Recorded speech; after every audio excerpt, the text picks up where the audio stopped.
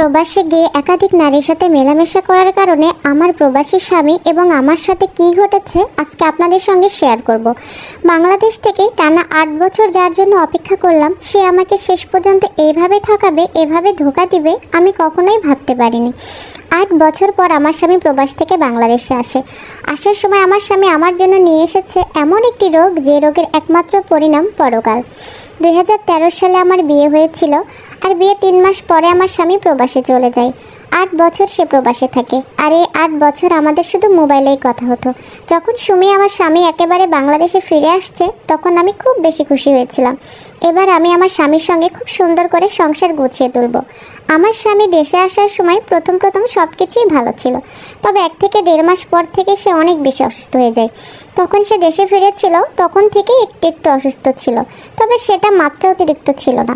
1-2 মাস পর থেকে তার যেসব লক্ষণগুলো দেখা যাচ্ছিল, বমি বমি ভাব, মাথা ব্যথা, জ্বর, এজন্য আমরা সবাই অনেক চিন্তায় পড়ে গেছিলাম। অনেক ডাক্তারের কাছে নিয়ে গেছি, অনেক ওষুধ খাওয়ানো হয়েছে, কোনোভাবেই ভালো হচ্ছিল না। এরপর দেখলাম আস্তে আস্তে তার শরীরের ওজন অনেক কমে যাচ্ছে।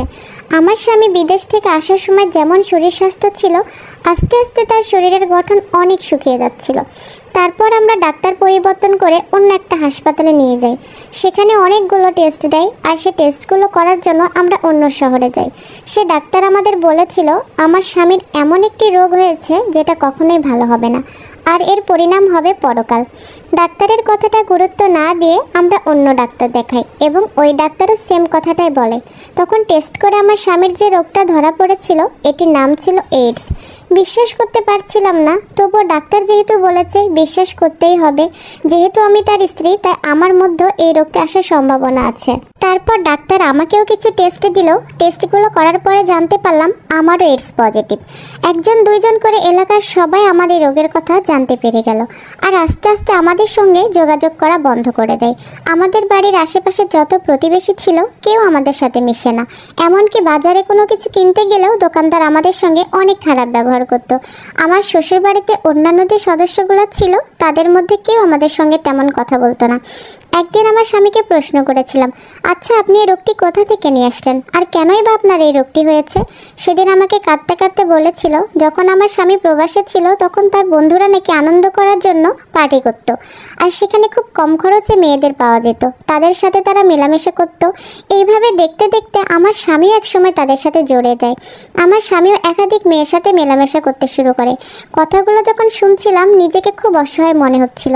যার জন্য দীর্ঘ 8টা বছর অপেক্ষা করেছি, যার বাড়িঘর দেখে রেখেছি, বাবা মার সেবা করেছি, অথচ সে আমাকে রেখে আনন্দ করার জন্য অনেক মেয়েদের সঙ্গে মেলামেশা করত।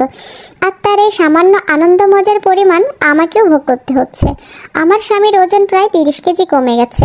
ডাক্তার আমাদের সান্ত্বনা দেওয়ার জন্য হয়তো কিছু ওষুধ দিয়েছে। ওষুধগুলো নিয়ে আমরা বাড়ি চলে এসেছিলাম। ওষুধগুলো খেয়েছি। আমি নিজেও অনেক অসুস্থ ছিলাম, তবে বাড়ি আসার পর আমার স্বামীর সম্পূর্ণ সেবা আমি করেছি। খাইয়ে দিয়েছি, গোসল করে দিয়েছি। যত যাই হোক, বিদেশ থাকতে তো সে আমার জন্য টাকা পাঠিয়েছে, আমার ভরণ পোষণের দায়িত্ব নিয়েছে। আমাকে সে টকালেও আর তার প্রতি আমার কিছু দায়িত্ব রয়েছে। শেষ পর্যন্ত আমার স্বামীর আর শেষ রক্ষা হয়নি। রোগটি ধরা পড়ার আমার স্বামী পরকালে চলে যায়। আমার স্বামীর জানাজাতেও সেদিন কেউ আসতে চায়নি, আমার স্বামীকে গোসল করাতেও চায়নি। টাকার বিনিময়ে আমরা কিছু লোক ভাড়া করেছিলাম, তারাই তার গোসল করায় এবং জানাজা দিয়েছে। এখন আস্তে আস্তে আমার সময় ঘনিয়ে আসছে। আমার শরীরটা অনেক দুর্বল হয়ে আসছে, চামড়াগুলো ধীরে ধীরে কুঁচকে যাচ্ছে। এখন শুধু মনে মনে আফসোস করি, কার জন্য 8টা বছর অপেক্ষা করলাম। হয়তো কিছুদিন পরে আমার পরিণতিও আমার স্বামীর মতোই হবে, আমিও চলে যাব পরকালে। তবে কি এটাই ছিল আমার ভাগ্যে? আমার স্বামীর আনন্দের ফলাফল আজকে আমাকে ভোগ করতে হচ্ছে। এটা ছিল এক বোনের কষ্টের গল্প। গল্পটি কেমন লাগলো আমাকে কমেন্ট করে জানাবেন, আর ভালো লাগলে লাইক কমেন্ট করে পাশে থাকবেন। আল্লাহ হাফেজ।